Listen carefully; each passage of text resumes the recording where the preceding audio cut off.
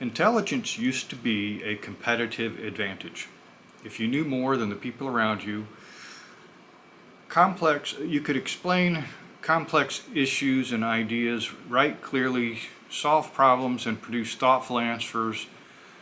You stood out for that.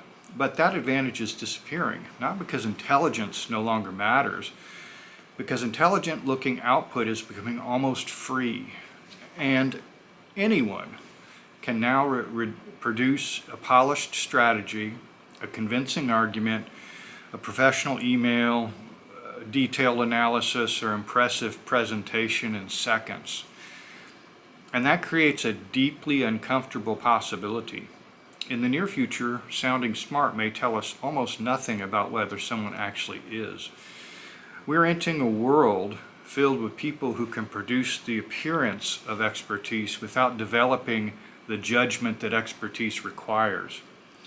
That distinction is going to matter enormously, because intelligence has never simply been the ability to generate an answer. Real intelligence includes knowing when the answer is incomplete. It includes recognizing what information is missing. It includes understanding the consequences of being wrong. And perhaps most importantly, includes accepting responsibility for the decisions that follow. Artificial intelligence can help you write an argument, but it cannot care whether that argument destroys trust. It cannot recommend, or it can recommend a business strategy, but it does not have to face the employees who lose their jobs if that strategy fails. It can give you 10 confident answers, but it does not have to decide which one deserves your reputation. That responsibility still belongs to you, and this is where many otherwise intelligent people are going to struggle. For years, society rewarded people who could produce answers quickly. The person who spoke first sounded confident. The person with the most information appeared prepared. The person who could explain something smoothly appeared competent. But when everybody has access to instant information and polished language, those signals become weaker. Speed is no longer proof of understanding. Confidence is no longer proof of competence. Professional language is no longer proof of expertise. And a detailed answer is no longer proof that someone has thought deeply. The new advantage will belong to people who can do something much harder: judge the quality of an answer they did not create. That requires more than intelligence. It requires discernment. Imagine 2 employees are asked to recommend whether a company should enter a new market. The first employee returns quickly with a beautiful presentation. It includes trends, projections, risks, competitive analysis, and a clear recommendation. It looks excellent. The second employee says, I have a preliminary recommendation, but there are 2 assumptions in the data that I do not trust yet. If either one is wrong, the entire conclusion changes. Which employee is smarter?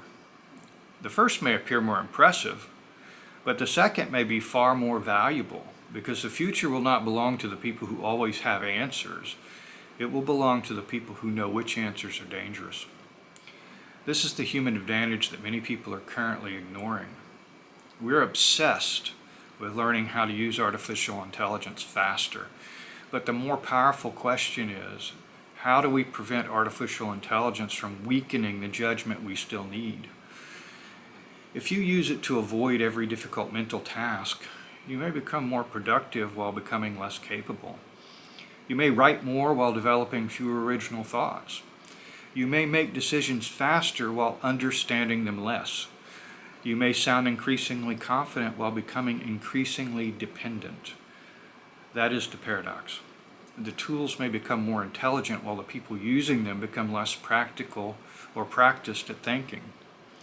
And when that happens, intelligence itself becomes less valuable because it becomes difficult to distinguish from simulation.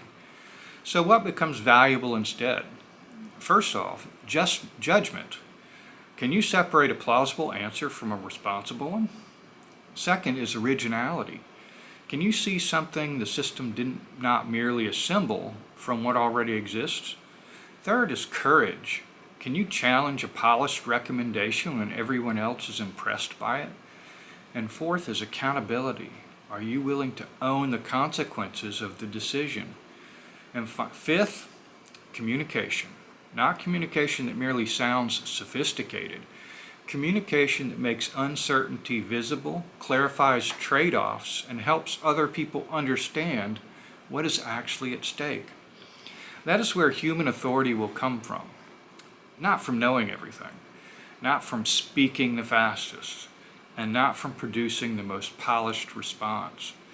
Authority will come from being the person others trust when the answer is unclear, the stakes are real, and someone still has to decide.